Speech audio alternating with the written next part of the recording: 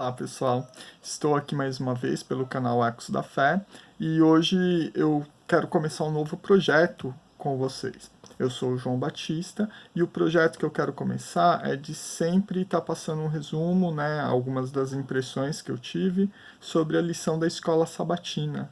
Aqui a intenção é que toda a quinta tarde, mais ou menos, eu possa colocar, porque já daria tempo para mim estudar e refletir um pouquinho sobre a lição da escola sabatina e conseguir passar com vocês, que já teriam estudado também e refletido um pouco sobre a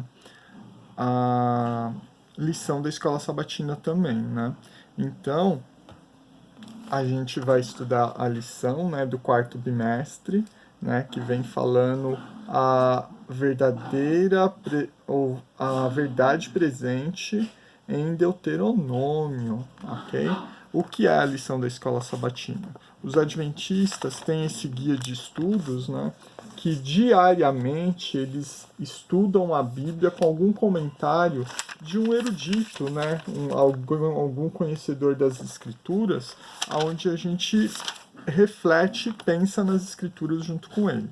Não é a lição da escola sabatina não é um meio doutrinário da igreja adventista, É um meio de se organizar o estudo da Bíblia para que todo mundo possa estar estudando as mesmas coisas. E é óbvio, as impressões que a Bíblia dá para cada membro da igreja, para cada indivíduo que estuda ou faz parte da escola sabatina, é pessoal, O Espírito Santo ele vem, trabalha e vai fazendo com que cada um tenha impressões diferentes. E por isso que é lição da escola sabatina, porque todo sábado, onde temos nosso culto principal, nós nos reunimos e conversamos uns com os outros a respeito do que aprendemos durante a semana e compartilhamos. Então a ideia não é doutrinar ou falar, a coisa é assim, mas sim refletir e falar as impressões que os estudos da semana deu para cada um, ok? Então, essa é a principal das intenções. E eu amo escola sabatina, sempre gostei muito. Meu pai já gostava muito de escola sabatina. E eu aprendi, o que eu mais aprendi da Bíblia, com certeza foi na escola sabatina. E depois, óbvio, no aprofundamento desses estudos, afinal, na escola sabatina eu fui criando cada vez mais interesse para com a Bíblia Sagrada, ok? A lição desse trimestre, eu já falei o título, e a primeira lição da semana vem falando do prefácio de Deuteronômio, ok? A lição dessa semana como a gente vai estudar o livro de Deuteronômio, não dá para se aprofundar, vão ser 13 semanas, mas não dá para se aprofundar o quanto deveria. Em qualquer livro da Bíblia é muito difícil se aprofundar o tanto que dá, apenas em alguns meses ou até um ano estudando.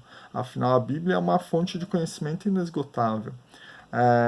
A ideia dessa semana foi mostrar desde o conflito, do início do conflito cósmico, entre o bem e o mal, entre Deus e Satanás, até o momento que foi escrito o livro de Deuteronômio. E essa semana a gente vai refletir um pouquinho sobre isso. O verso para memorizar, que nós temos essa semana, é um que tem tudo a ver com esse canal, 1 João 4, verso 8, onde vem dizendo assim: quem não ama não conhece a Deus, pois Deus é amor. Então a essência de Deus é amor, ok? Então, de tudo que Deus pode ensinar para nós, esse é o principal, que Deus é amor. E não é que ele ama ou que ele demonstra amor. Ele é a essência dele. Tudo que ele faz é amor. A definição de amor é Deus. Eu espero que isso deixe claro para vocês. E por ser amor, a sua criação foi criada para amar e para ser amor. Mas esse amor, o amor nunca pode ser forçado ou um simples programa dentro de nós. Por isso que o amor é algo que nós escolhemos se vivemos ele se nos tornamos cada vez mais semelhante, né, a Ele, ou seja, semelhante a Deus, semelhante ao amor, que significa ser semelhante cada vez mais a Deus. Ou não. Ou você simplesmente escolhe algum outro caminho. E é exatamente isso que a gente estuda, né, na lição de domingo, onde o título eu não concordo muito, né, que é Amar para ser amado. Esse título dá a ideia de que Deus ama, sim, para conquistar o nosso amor para com Ele. É claro que quando a gente demonstra amor, quando a gente faz algo, a gente pode encantar a pessoa para nos amar também. Isso daí é uma consequência que muitas vezes acontece. Mas eu não vejo isso em Deus. Por quê? Porque Ele é constantemente amor. Ele não escolhe o amor, né, só para nos conquistar. Porque a essência de todo o seu ser é regida por amor, né? Então, não é só por nós. É óbvio que o amor é o melhor dos caminhos. Amor é o caminho, né? Como Jesus Cristo é o caminho, amor é o caminho. E a gente pode escolher ou não escolher andar por ele. Deus, por ser essência amor, tudo o que ele faz está pelo amor. Mesmo as criaturas que jamais serão conquistadas pelo amor dele, ele ainda age com puro amor. Ok? E isso não com o objetivo de nós amarmos. Ele tem esse desejo, mas eu não vejo que esse é o objetivo. Ele ama porque amar é o melhor para todos nós. Né? Agora, pessoal, uma coisa muito importante que nós precisamos analisar é a queda de Satanás, né? A queda de Satanás sempre nos coloca aquela dúvida, como um ser perfeito, num ambiente perfeito, pôde escolher um caminho que não fosse amar a Deus. Bem, como a liberdade é poder você escolher entre dois caminhos, Deus criou seus filhos livres.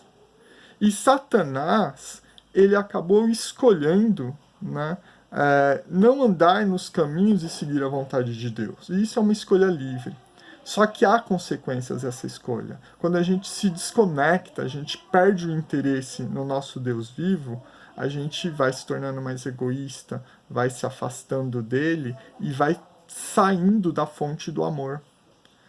Satanás, que obviamente experimentou muitas coisas boas, viu o amor de Deus, inclusive deve ter vivido em amor por uma boa parte da sua existência, ele, por algum motivo mostrado como egoísmo, querer ser igual a Deus ou querer se planificar em Deus, mas não em amor, mas sim em poder, em respeito, em honra, como Deus. E aí, ele querendo isso, ele apartou seu coração de Deus. Não quis mais amar a Deus, mas sim disputar igualdade para com Deus. Né? Essa igualdade, essa decisão dele fez com que ele enrijecesse cada vez mais seu coração até criar uma guerra no céu. Eu acredito que a guerra no céu foi literal, porque mostraria o quão longe foi Satanás, né? O quão longe, quão enganado por si mesmo ele foi. E aqui a gente entra, quando eu entro falando enganado por si mesmo, entra na grande diferença entre Satanás e os nossos primeiros pais, Adão e Eva.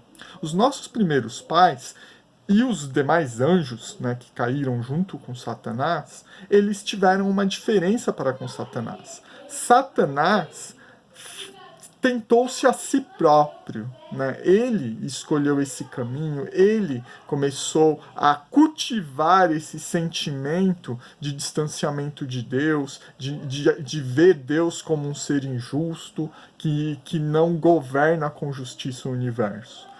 Esse alimento que ele fez para consigo mesmo, esse caminho que ele traçou e escolheu por si mesmo, ele demonstrou para as demais criaturas.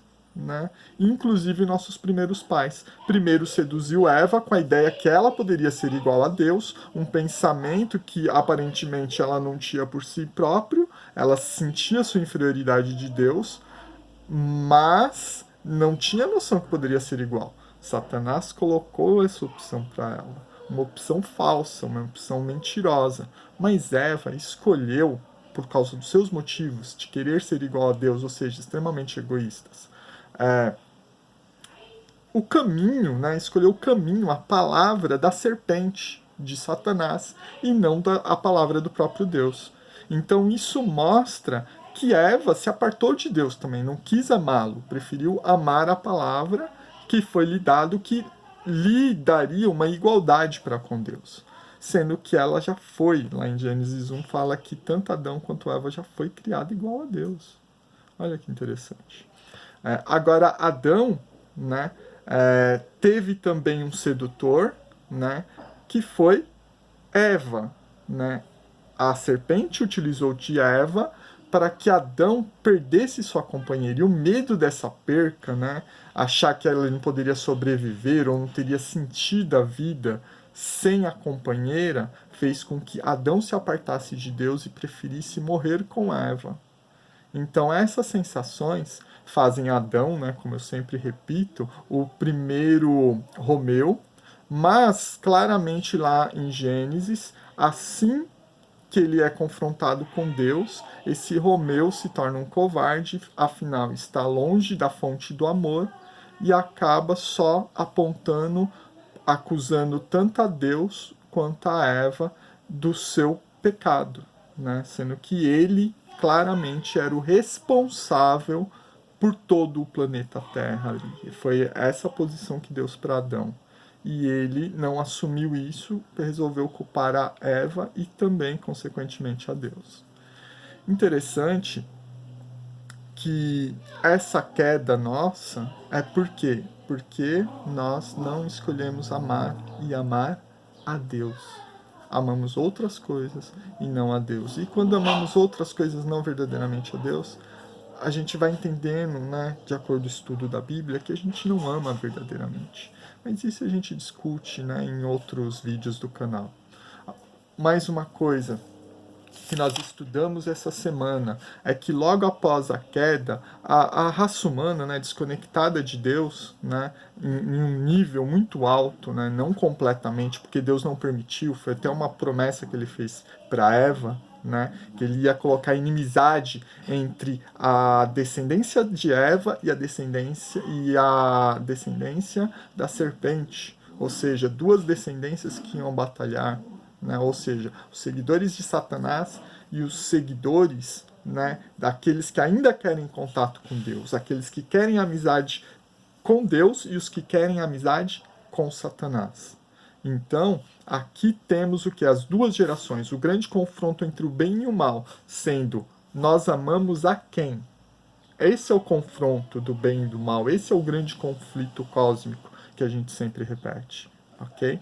Agora, logo depois disso, a raça humana foi se degradando tanto até que chegamos lá o que diz em Gênesis 6, verso 5, que todo o desígnio do coração delas, das pessoas, era continuamente mal, né? Ou seja, constantemente eles estavam pensando mal, querendo mal e fazendo mal, porque a palavra chamada desígnio é propósito, ou seja, você planeja algo e põe em prática. E se é constantemente, você planeja, faz o mal, planeja e faz o mal. Então, uma constância contínua em fazer o mal e planejar um novo mal para se fazer um novo mal. Então, imagine o inferno, que era a situação antediluviana, né? Então, Deus tem que punir a raça, inclusive para conseguir salvá-la, conseguir levá-la novamente para o amor a Deus. E mesmo em meio a uma catástrofe, né, da criação, ainda tem alguns que são fiéis e amam a Deus e aprendem a amar com Deus ainda, que é Noé e sua família. Ok? Eles são salvos e depois do dilúvio, onde Deus dá uma espécie de reset, né, na Terra para que ela tenha uma nova chance, nós vemos que assim que sai, né, que as águas baixam e que Noé, suas filhas, seus filhos, né, na verdade Noé e seus filhos junto com suas esposas e sua esposa saem Deus dá uma ordem: se espalhem pela terra, né? Governem ela, habitem por toda a terra e dominem a animalia, controlem ela, né? Sejam líderes do planeta. E o que a gente vê logo a seguida é eles fazendo o zigurate, né, uma torre, a chamada Torre de Babel, sempre em inclinação para os céus, e aonde eles planejavam ficar todos juntos, né, por motivos iníquos, segundo a gente vê o próprio comentário de Deus na história da Torre de Babel. Para fazer com que eles se espalhassem, que essa foi a ordem inicial que ele deu para a humanidade, ele simplesmente usa do subterfúgio deles não se entenderem, modificando a língua deles. E aí sim mesmo, a contragosto, eles se espalham pela terra, porque não conseguem mais conversar, não tem um diálogo entre eles. E realmente, Deus se preocupou muito com o que esse povo poderia fazer. E logo em seguida, o que Deus faz? Ele faz o chamado a uma pessoa que nós conhecemos como o pai da fé, Abraão, né? Abraão que deixou pai, mãe, a terra que ele estava, que era a terra de Arã, e recebe uma promessa de Deus, que deles, se ele saísse da terra, Deus faria dele uma grande nação e o nome dele seria grande. E mais uma coisa, todas as nações da terra seriam abençoadas por causa de Abraão. Essa questão de todas as nações da terra ser abençoada por causa de Abraão fica bem claro em Gálatas 3, 7 a 9, como a gente viu na nossa lição. Lá fala que todos são abençoados em Jesus Cristo, que é um descendente direto de Abraão. Então, nós vemos essa promessa se cumprir em Jesus. Mas também temos a promessa sendo cumprida em Moisés, né? Em Moisés, a gente leu o texto de Atos 20, 36, onde Estevão descreve Moisés. Moisés, aquele que mesmo sendo rejeitado pelo próprio povo, Deus escolheu ele para liderar eles e levá-los até a terra prometida e livrá-los das garras do Egito, entendeu? Infelizmente isso não acontece, a gente já vai falar por quê. Mas ele é escolhido Moisés para cumprir em Abraão de Israel ser uma grande nação e do seu nome ser reconhecido. Afinal, quando ele foi tirado com mão forte do Egito, né, o povo de Israel foi tirado com mão forte do Egito, nós vimos que as nações ao redor ficaram impressionadas, conheciam o Deus de Israel, né? Yahvé, Jeová ou qualquer outro nome que a gente coloque no tetragrama, Hashem, né, como muitos chamam, para não se referir diretamente, mas dizendo que está se tratando do tetragrama,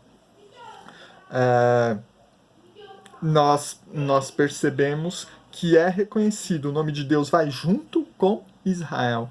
Israel se torna uma grande nação, comparado a Abraão e seu pequeno povo que ele trazia consigo, né? Então, a gente percebe aqui em Moisés isso se cumprindo, né, essas duas promessas. E é em Moisés que nós paramos e refletimos a partir de terça-feira até quinta-feira, né?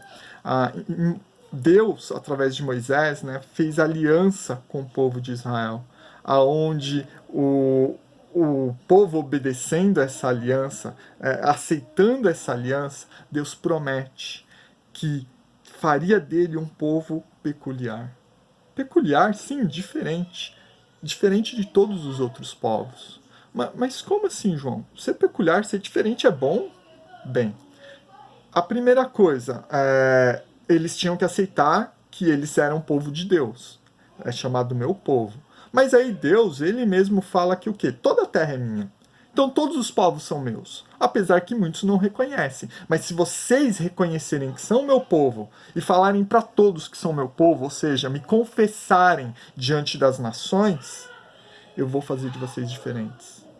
eu vou fazer de vocês uma nação que chamará todas para si.